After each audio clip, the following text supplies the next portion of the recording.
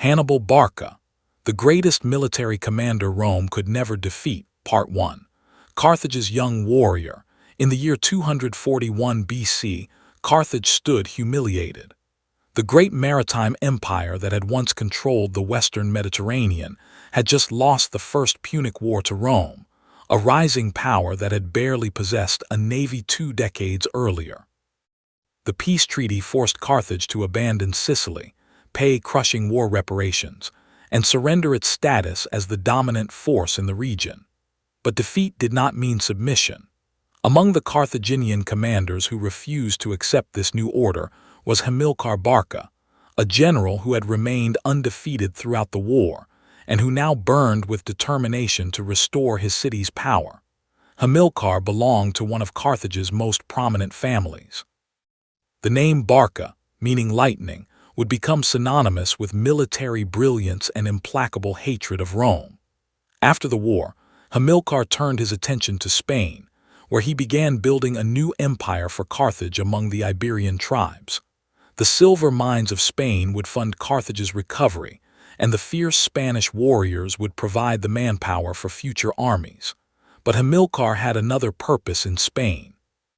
He brought with him his young son Hannibal, born in 247 BC, to be raised as a soldier in the field rather than in the comfort of Carthage's wealthy estates. According to the historian Polybius, who wrote within living memory of these events, Hannibal made his 9-year-old son swear an oath at an altar before departing for Spain. The boy placed his hand on the sacred offering and vowed that he would never be a friend to Rome. Whether this oath was a formal religious ceremony or a more private moment between father and son, the ancient sources agree that Hannibal carried this commitment throughout his entire life. The story may have been embellished over time, but it captured a fundamental truth about the man Hannibal would become. For nearly a decade, Hannibal learned warfare in the Spanish campaigns. He watched his father use a combination of military force and diplomatic skill to bring the Iberian tribes under Carthaginian control. When Hannibal died in battle in 228 BC, leadership passed to his son-in-law Hasdrubal, who continued the consolidation of Carthaginian power in Spain. Hannibal served as a cavalry commander, proving himself in battle and earning the respect of the hardened veterans who had fought alongside his father. When Hasdrubal was assassinated in 221 BC, the army acclaimed the 26-year-old Hannibal as their commander. The Carthaginian government in North Africa confirmed the appointment. Hannibal inherited an empire in Spain that stretched from the southern coast to the Ebro River in the north. The treaty between Rome and Carthage had established the Ebro as the boundary of Carthaginian expansion, but one city south of that river remained independent and allied to Rome. Saguntum stood as a Roman outpost deep within what Carthage considered its sphere of influence. In 219 BC, after diplomatic disputes with the city, Hannibal laid siege to Saguntum. The siege lasted 8 months. Roman envoys traveled to Carthage demanding that Hannibal be handed over for punishment, but the Carthaginian Senate, dominated by the Barcid faction, refused. When Saguntum finally fell, Rome declared war. Most commanders would have prepared to defend Spain against Roman invasion. Hannibal chose instead to attack. He began assembling an army unlike any the ancient world had seen. His core force consisted of African infantry from Carthage and Libya, renowned for their discipline and endurance. Spanish tribes provided fierce warriors skilled in guerrilla tactics. Numidian cavalry from North Africa were considered the finest light horsemen in the Mediterranean. Balearic slingers brought their legendary accuracy. And perhaps most famously, Hannibal gathered a force of war elephants, creatures that would terrify enemies who had never seen such beasts. Ancient sources disagree on the exact number, with figures ranging from 37 to 40 elephants. More importantly, Hannibal planned to march this enormous army 1,500 miles from Spain, through Gaul, across the Alps, and into Italy itself. He would bring war to Rome's homeland, where no foreign army had set foot in centuries. Sources used: The Histories by Polybius, Books 1-3 Hannibal by Freeman, pages 2358. The Fall of Carthage by Adrian Goldsworthy, pages 23-145. Carthage must be destroyed by Richard Miles, pages 227-289. Part 2. Crossing the Alps in the spring of 218 BC. Hannibal departed from New Carthage in Spain with approximately 90,000 infantry, 12,000 cavalry, and his elephants. He understood that Rome's greatest strength lay in its alliances with Italian cities and tribes. If he could break those alliances by demonstrating Roman weakness, he might dismantle Roman power without ever attacking the city itself. But first, he had to reach Italy, and the Romans controlled the sea routes. That left only the land route through Gaul and over the Alps, a journey most considered impossible for a large army. The march through Spain and southern Gaul proved costly. Some Iberian tribes resisted, forcing Hannibal to fight his way through their territories. He left his brother Hasdrubal with a substantial force to defend Spain against Roman counterattack. By the time Hannibal reached the Rhone River in what is now southern France, his army had already been reduced significantly. Roman forces under the consul Publius Cornelius Scipio had landed at Massilia, modern Marseille, intending to intercept him. But Hannibal moved with unexpected speed. Crossing the Rhone presented an enormous challenge. The river ran wide and swift, and hostile Gallic tribes controlled the opposite bank. Hannibal sent a detachment upstream to cross undetected and attack the Gauls from behind while his main force crossed from the front. The elephants posed a special problem.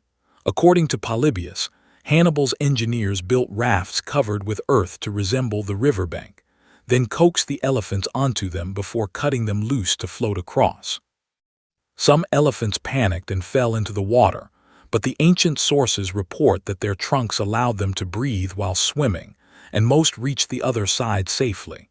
By the time Scipio's forces arrived at the crossing point, Hannibal had already moved north toward the Alps.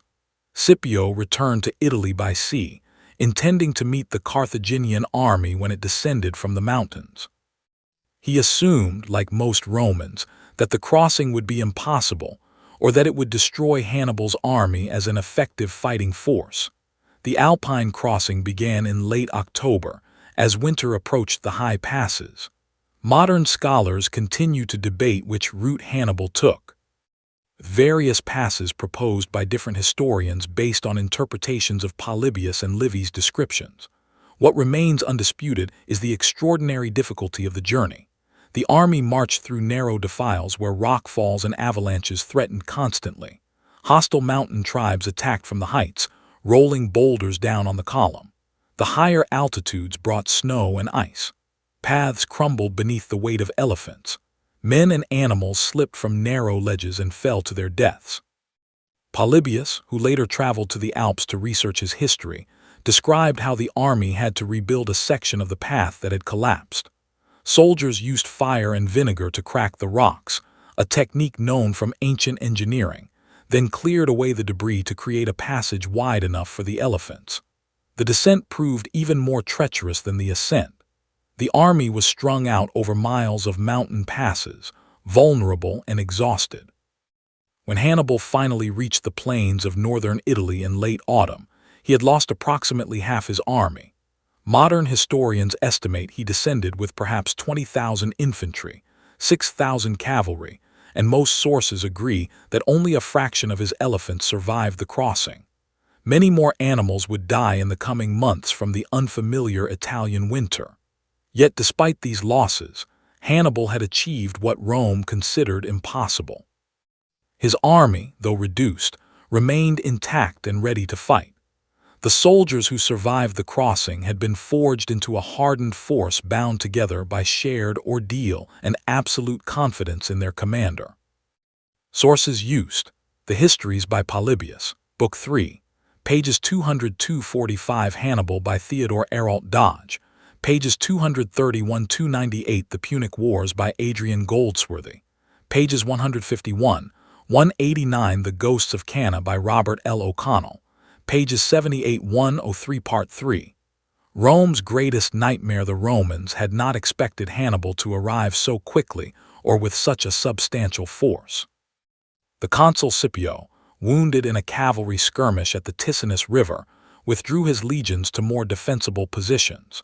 The first major engagement came in December 218 BC at the Trebia River. The Roman consul Sempronius Longus commanded approximately 40,000 men, confident in the superiority of the Roman legion. Hannibal commanded fewer troops but possessed crucial advantages in cavalry and in his own tactical genius. On a freezing morning, Hannibal sent his cavalry across the river to provoke the Romans. Sempronius took the bait, ordering his entire army to wade through the icy water and form battle lines on the opposite bank. The Romans fought cold, wet, and hungry, having been drawn out before breakfast. Hannibal had kept his own troops warm and fed. As the battle lines clashed in the center, Hannibal's superior cavalry drove off the Roman horsemen and circled behind the Roman infantry. At the critical moment, Hannibal's brother Mago emerged from concealment with 2,000 picked troops and struck the Roman rear. The Roman army collapsed. Most were cut down in the retreat or drowned trying to recross the river. Only about 10,000 Romans managed to fight their way out and escape. Rome responded by raising new armies. In the spring of 217 BC, the consul Gaius Flaminius marched north with another large force to stop Hannibal's advance. Hannibal maneuvered his army south past Flaminius, deliberately ravaging the countryside to provoke the consul into a hasty pursuit. The tactical situation reversed. Now Hannibal stood between Rome and Flaminius, while the Roman commander felt pressure to engage quickly before Hannibal could threaten the capital. On the morning of June 24, Hannibal positioned his army along the northern shore of Lake Trasimene. The landscape created a natural trap. Hills rose sharply from the lakeshore, and morning fog obscured visibility. When Flaminius's army marched along the narrow path between the hills and the lake, Hannibal's troops attacked from the heights. The Romans found themselves pinned against the water with enemies pouring down from the hills on their flanks and blocking their line of march. The battle turned into a massacre. 15,000 Romans died, including Flaminius himself. Another 15,000 were captured. Hannibal lost fewer than 2,000 men. 2 Roman armies had been destroyed in less than a year. Panic spread through Italy as cities began to question whether Rome could protect them. Some of Rome's Italian allies, particularly in the south, started to defect to Hannibal, but Rome itself showed no inclination to surrender. The Senate appointed Quintus Fabius Maximus as dictator and gave him absolute authority to conduct the war.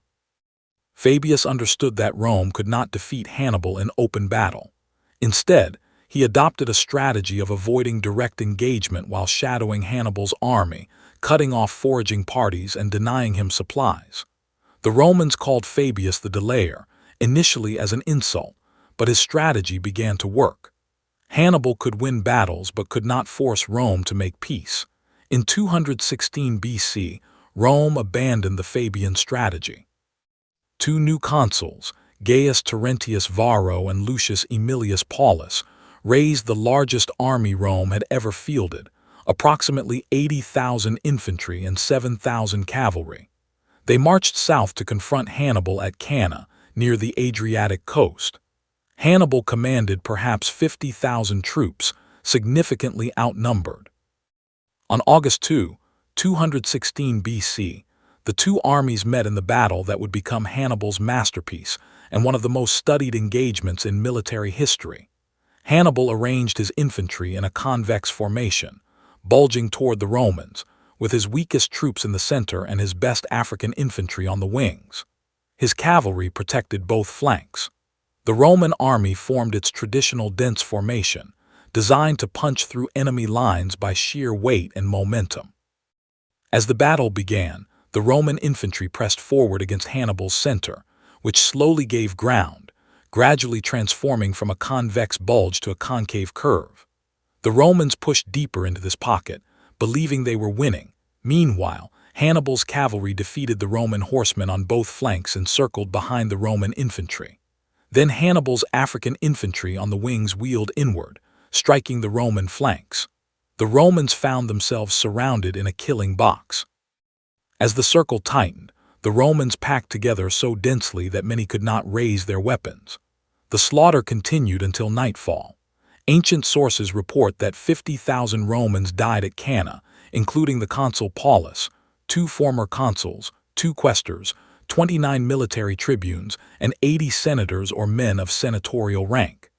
Hannibal's losses numbered approximately 6,000. Modern historians treat these casualty figures with caution, noting that ancient sources often exaggerated numbers. But even conservative estimates acknowledge that Cannae represented one of the most complete tactical victories in military history. The double envelopment that Hannibal executed has been studied by military commanders ever since, from ancient times through modern warfare. The German general Alfred von Schlieffen based his World War I strategy on attempting to recreate Cannae on a massive scale. The battle demonstrated that numerical superiority meant nothing against superior tactics, and that the Roman legion, seemingly invincible, could be destroyed by a commander who understood its weaknesses. Yet Cannae did not end the war. Rome still refused to surrender. Sources used: The Histories by Polybius, Book 3, pages 315–398. The Ghosts of Cannae by Robert L. O'Connell, pages 141–234. The Fall of Carthage by Adrian Goldsworthy, pages 189–256. Hannibal by Philip Freeman, pages 142–198. Part 4. The war turns against Hannibal after Cannae. Hannibal expected Rome to negotiate. His cavalry commander Hannibal reportedly urged him to march immediately on the city, famously declaring that in 5 days Hannibal would dine in the capital. When Hannibal refused, Hannibal allegedly said, "You know how to win a victory, Hannibal, but you do not know how to use it." This exchange appears in Livy's account, written 2 centuries later, and historians debate whether it actually occurred. But the story captured a real strategic dilemma that Hannibal faced. Hannibal's army, though victorious, lacked the siege equipment and manpower to assault Rome's massive walls. The city could be supplied by sea, which Carthage did not control. More fundamentally, Hannibal's strategy had never been to capture Rome by force but to break Rome's alliance system. After Cannae, several major cities in southern Italy did defect to Hannibal, most notably Capua, the second largest city in Italy. But most of Rome's allies remained loyal, and the Latin colonies closest to Rome never wavered. Rome's response to Cannae revealed the deep structural advantages that would ultimately defeat Hannibal.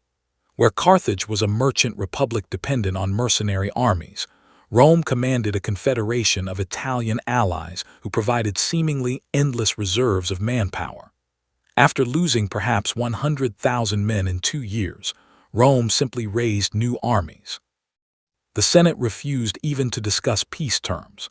When Hannibal sent Roman prisoners to negotiate ransom, Rome refused to pay, declaring that soldiers who allowed themselves to be captured had forfeited their citizenship. This shocked Hannibal, who had grown up in a military culture where ransoming prisoners was standard practice. The Romans returned to the Fabian strategy, now renamed in honor rather than mockery. Multiple Roman armies shadowed Hannibal wherever he moved, avoiding battle but preventing him from establishing a secure base. When cities defected to Hannibal, Rome besieged them and often recaptured them with brutal reprisals that discouraged other potential defectors. The war became a grinding stalemate.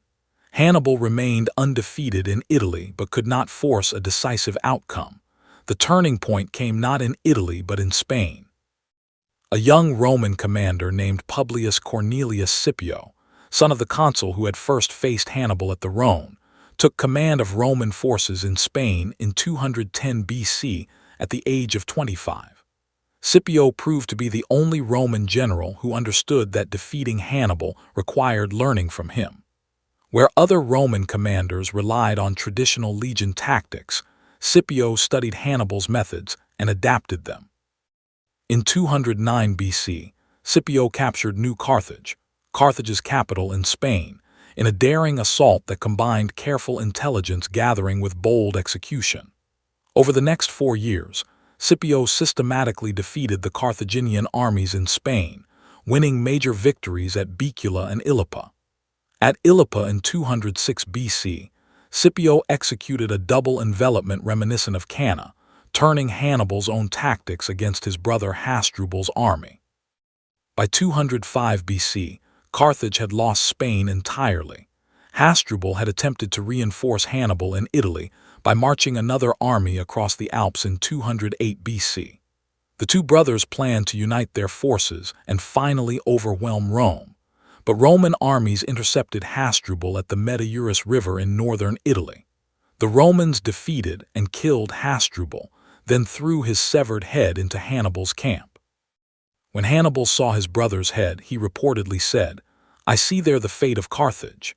In 204 BC, Scipio, now consul, landed in North Africa with a Roman army, bringing the war to Carthage itself. The Carthaginian government, facing invasion of their homeland, recalled Hannibal from Italy. After 15 years campaigning in Italy, during which he had never lost a major battle, Hannibal returned to Africa not in triumph but in desperation. The two greatest commanders of their age met at Zama in 202 BC. Hannibal commanded an army hastily assembled from African recruits and veterans recalled from Italy, supported by 80 war elephants. Scipio commanded battle-hardened legions, and crucially, had allied with the Numidian king Massinissa, giving Rome the cavalry advantage for the first time. Ancient sources claim the two generals met before the battle to negotiate, though modern historians doubt this occurred. What is certain is that Scipio had studied Hannibal too well.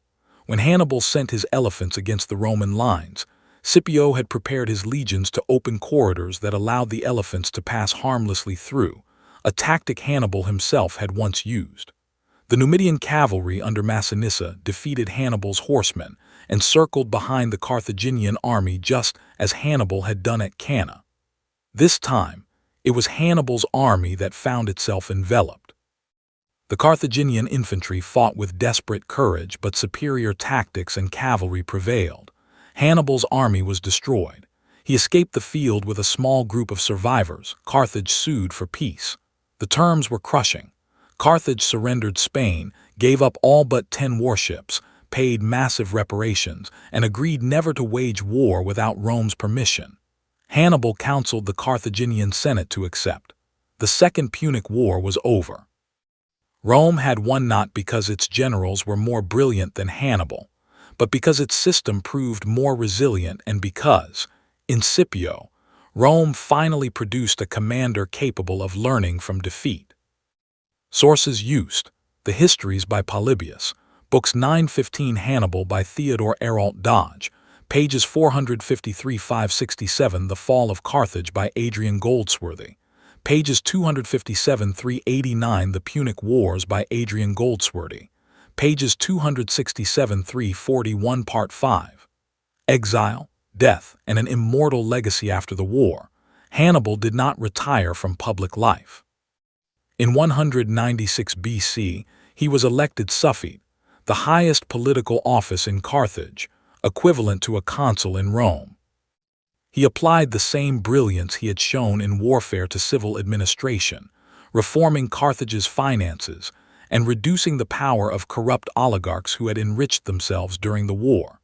His reforms made Carthage prosperous again, so much so that the city began paying off its war indemnity ahead of schedule.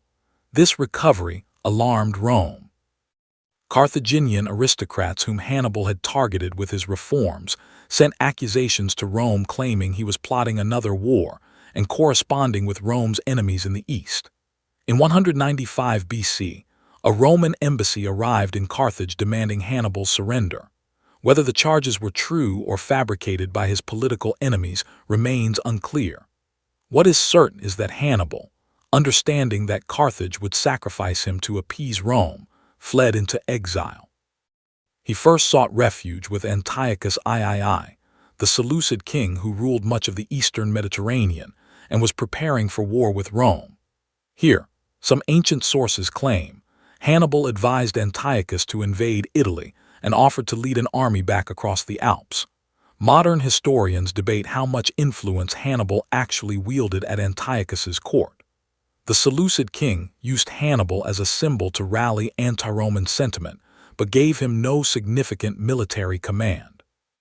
When Rome defeated Antiochus at the Battle of Magnesia in 190 BC, one of the peace terms required the king to surrender Hannibal. Hannibal fled again, finding shelter with Prusia's I, king of Bithynia in northern Asia Minor. He served as a military advisor and helped Prusias in his wars against Rome's ally Pergamum, even achieving a naval victory using an unusual tactic of catapulting venomous snakes onto enemy ships.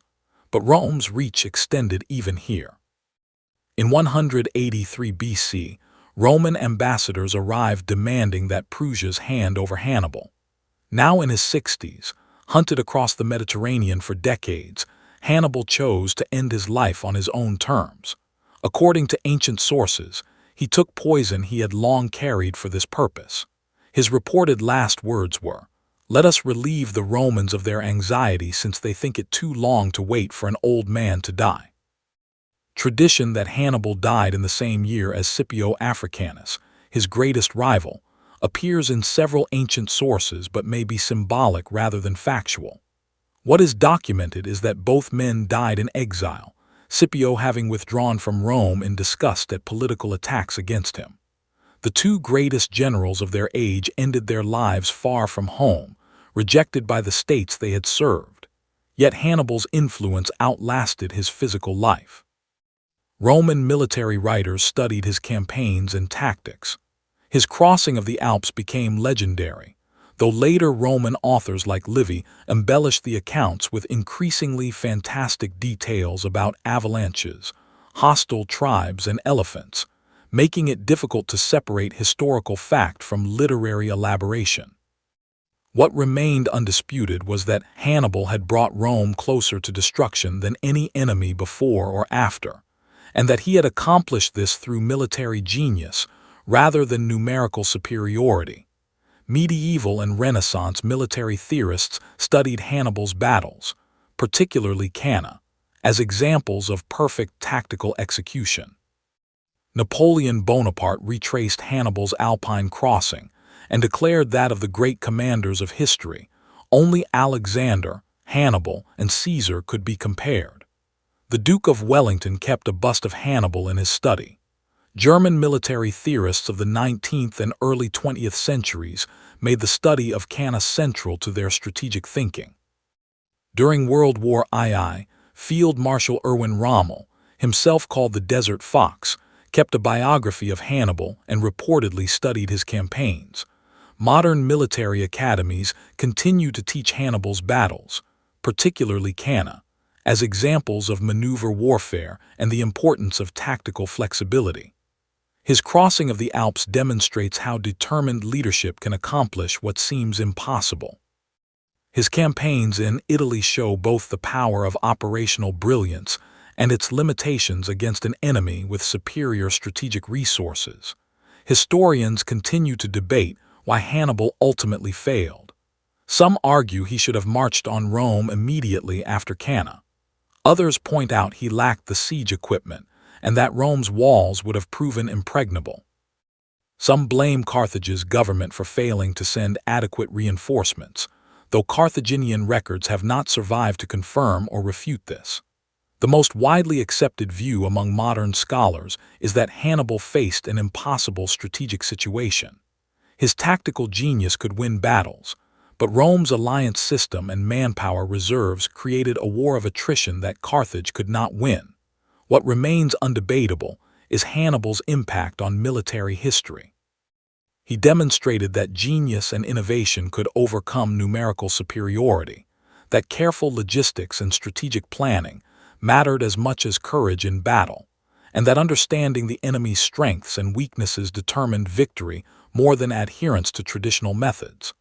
Among the ancient commanders, only Alexander the Great rivals Hannibal for sustained tactical brilliance, and Alexander never faced an enemy with resources comparable to Rome.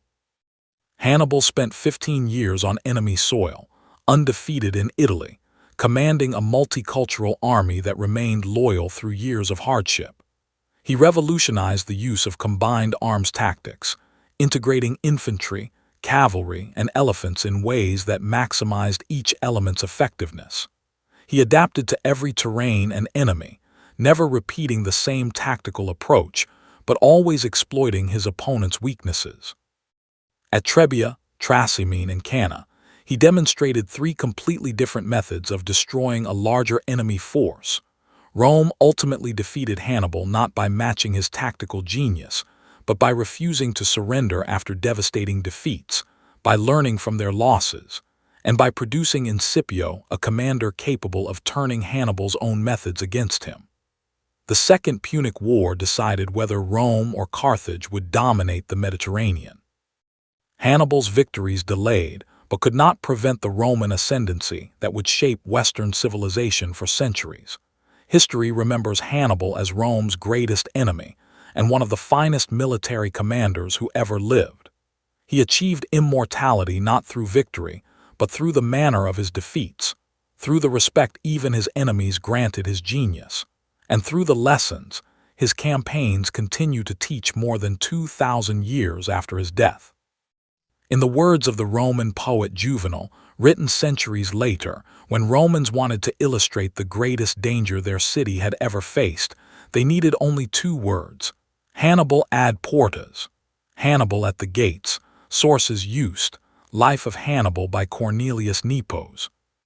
Complete text: The Histories by Polybius. Books 23 and 39 History of Rome by Livy. Books 29-39 Hannibal by Philip Freeman. Pages 267-312 Carthage Must Be Destroyed by Richard Miles. Pages 318-356 The Ghosts of Cannae by Robert L. O'Connell. Pages 267-301.